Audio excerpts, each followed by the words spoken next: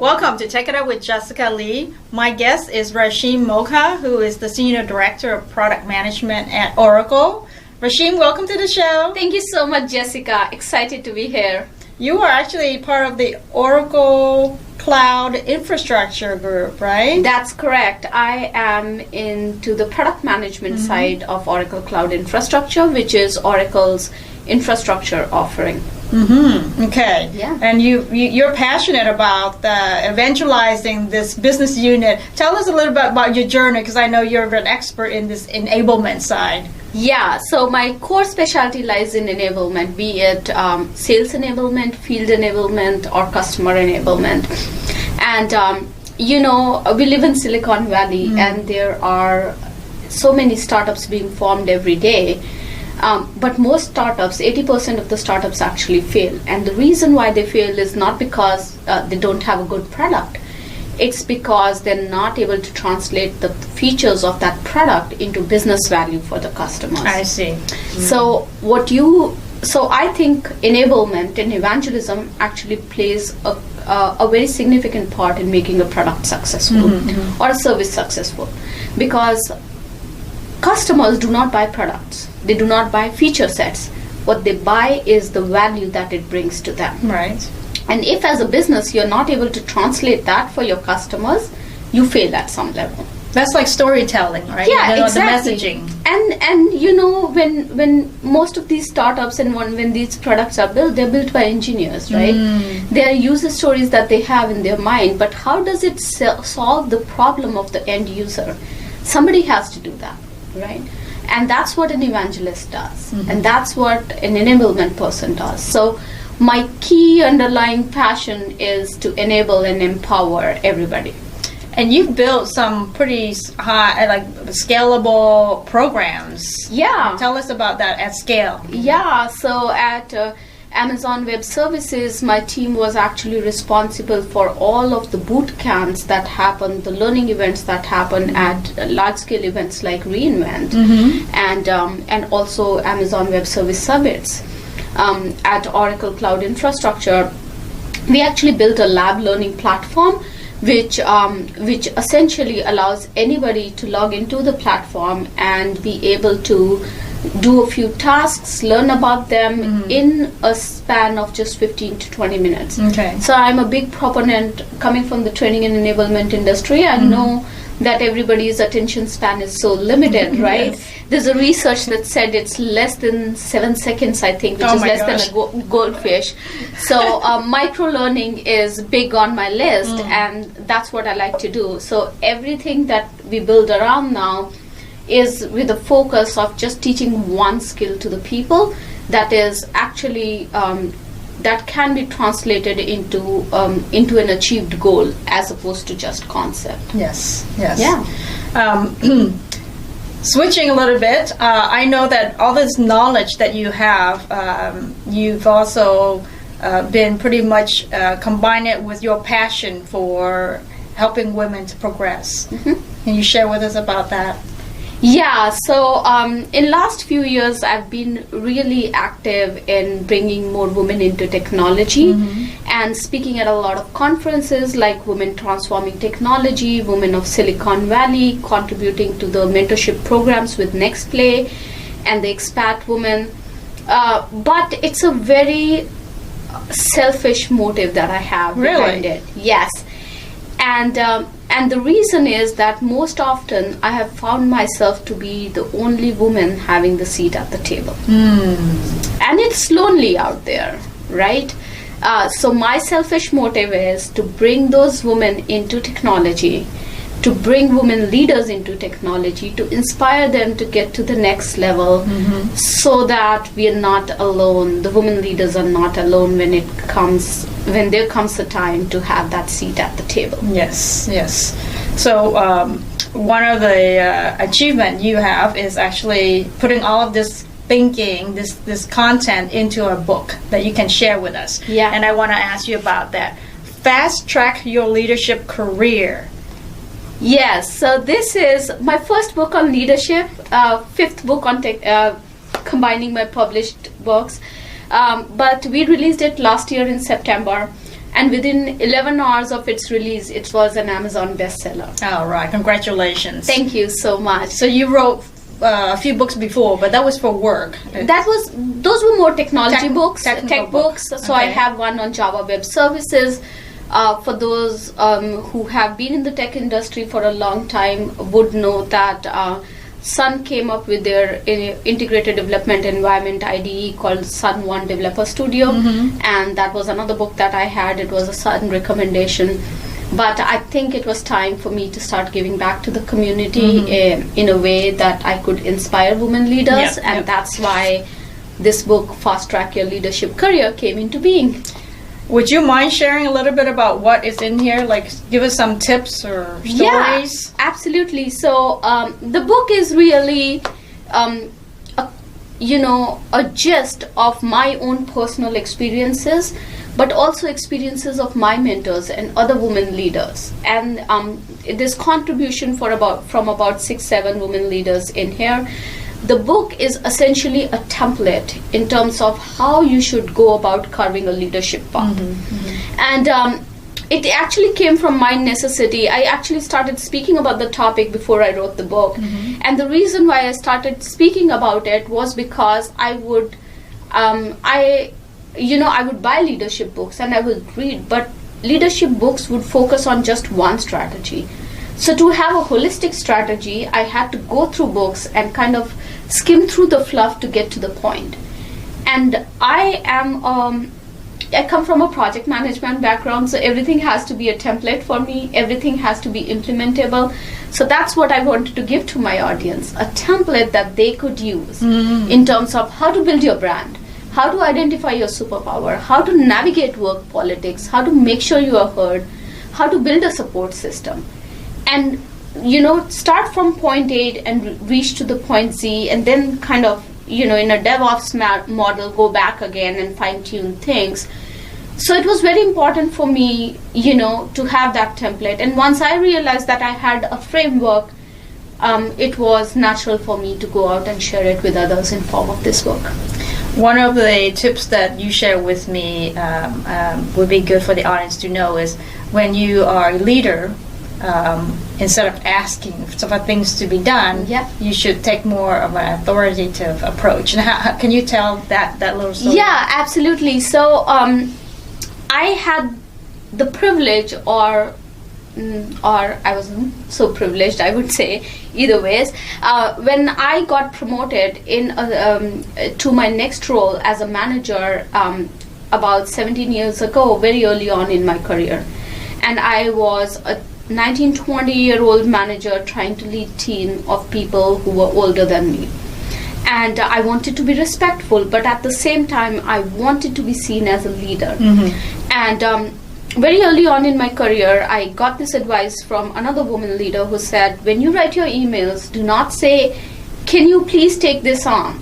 You can be polite without asking that question. You can say, please take this on. I see. And then when you say, can you please take this assignment on, it would mean that you are asking or requesting somebody to do that. As opposed to, and the person can very well come back and say no, But when you say, please take this on, you're still being polite, but you're kind of telling the person to take this on and move forward with it. Right. Got it. So I like that. That's a great story. So you have a lot more of that in here. There's a lot more of that in there. I also talk about certain topics that are taboo topics, if you will. Taboo. Yeah. Okay. We'd like to hear about that. So I talk about crying in this book. As a leader, crying as a leader. I am a very emotional leader. I bring my whole self into work. Right? And there are times when things don't go your way, or you're frustrated, or you see instances of conscious and unconscious bias that make you feel frustrated, and that can sometimes lead to crying. Yes. Now, early on in my career, anytime I would cry, I would go back quickly and go to my computer and look for ideas on how not to cry at work, right? But then I did some research on it and figured out that it's okay to cry. It's healthy to cry. It's healthy to cry. There's research that actually shows that people who can cry and deal with their emotions at that point in time are able to cope up better with their emotions. Right. I had seen my male co-workers swearing and pounding their fist on the table, and kind of letting go of their frustration. Mm-hmm. Mine was just a different way. It's also interesting as we talk about conscious and unconscious bias. There is this unconscious bias that exists, that if men cry at work, they are considered to be powerful, versus when women show their emotion, they are considered to be weak. And I really wanted to talk about this in my book and kind of put it out there for everybody that it's okay to cry if you cry at work. And every time I talk about this topic, there's so many women who just come to me after a speech that I have delivered or a workshop that I have conducted and say thank you for kind of mainstreaming this and letting us know that it's okay, Yes, so that's great. I mean, some of these discussions, we don't actually sit down as a team to talk about. So it's good that you have it in a book, and then you can actually have a discussion at work to talk about some of these issues. I mean, it's the bonding, it's the trust. It's the trust, and it's showing your vulnerable side to your team as well, because in today's day and age, we all work together as a microorganism. Everybody brings something in. Gone are the days where you as a leader knew everything. I truly believe that leaders don't have answers to all questions. The way our technology is changing, the speed at which the innovation is happening. However, leaders have the ability to find the right kind of resources who will be able to provide those answers. Right. So you have to accept it first. And when you start working in your team, you have to build that circle of trust and circle of influence. And allowing people to be authentic, to bring their full self to work. It's better for business outcomes. Yeah. Okay. And I've always led global teams wherein it was never a 9-to-5 job, right? So when you're spending more time at work than in your personal life, it's important that you don't fake it. You bring your authentic self. Okay, great. I know you have a podcast, and I actually listened to it, so that's great. So I wanted to bring it up as one more channel that people can learn about the fast track your leadership and career. Yeah, so it was last year in November that I decided to kind of start this initiative, which is called Empowered Women of the World, or EWOW. And it was basically another way to mainstream empowering women, right? And globally. So when I released this book, I realized that the hard copy was actually not available all over the globe. It was only the Kindle copy. So how can I make things available? And today creating content is so easy. Anybody who has a cell phone and an internet connection can create content. So this was a great way to kind of mainstream the ideas. And going back to my training and enablement piece, I'm a big proponent of micro-learning, so each episode is like 5 to 7 minutes. Yes. It's available on 12 channels, Google Play, Apple Podcasts, Stitcher, Breaker. Just search for EWOW Podcast and subscribe to it, and you're ready to go. And we have a new podcast every week. So what's next for you? What's the big goal this year that you want to achieve? So last year, through all the work that I did, I was able to empower about 25,000 women globally. This year, my goal is 100,000 women. So we have a virtual summit that's coming up April 1st to 3rd. We're bringing in 20 plus women leaders across the globe to talk about topics. We're going to have 3 tracks. There's going to be a tech track, there's going to be a leadership track, and there's going to be a mindfulness track. And there's career conversations as well, like basic things like how to ace an interview, for example, right? And we have Shweta Mogha from Amazon coming and talking about it. And then there is a diversity leader, Sangeeta, who's coming in and talking about how leaders, be it men or women, can actually bring in a culture of diversity and inclusion in their existing teams, right? So there's a lot of great content around blockchain, around cloud computing, around mindfulness, resilience. So that's the goal. 100,000 women empowered this year. Excellent. Well, I hope that we can promote your show and the event so you get even more attendees. Thank you so much. Anything, I mean, this is a movement, as you and I were talking about it the other day. And we all have to come together and bring in that pipeline of women leaders and make sure that they stay in that, be a part of that pipeline and continue to be a part of that pipeline. Yes. Well, this is Women's History Month. So thank you so much for being on the show and talk about it and talk about your book and sharing some of the tips with us. And I would love to attend your event. So I will share the link with you. All right, excellent. It's free for everybody, by the way. Rashim, so I want to mention that you're about to receive an award next week, right? What's that about? Yes, so this is a Women Empowerment Award, and I am getting the Game Changer Award for 2019. Game Changer. Yeah. So it's exciting because this is not just in the tech industry, but it's across all industries. And it's essentially the various categories, but the Game Changer category is more about women leaders who are trying to bring more women, empower more women coming into the tech industry, and kind of, with the goal of empowering women, putting them on the map.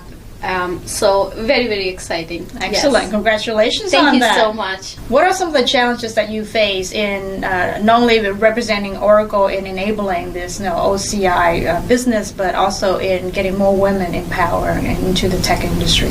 Yeah, the challenges are more around conscious and unconscious bias. And it's interesting that we normally, when we talk about bias, conscious or unconscious, we typically point our fingers to men. I have seen in my career that I have seen a lot of unconscious bias come in from women as well. And actually, one of my friend and I was having this, we were having this conversation where we were like, I don't know why women leaders are so hard on other women, right? And I think part of the reason is because we all think that this is the piece of the pie and we're going to share it all. So there's a sense of insecurity. What we do not realize that it's actually the whole pie that we have to ourselves, right? That's what the available piece is. And there is enough for everybody. Yes. And the second piece is that just because we have been through a long, hard journey doesn't mean that others have to go through that to realize the value of their self, right? Because we have gone through this long, hard journey, we should actually make it easier for others. Right.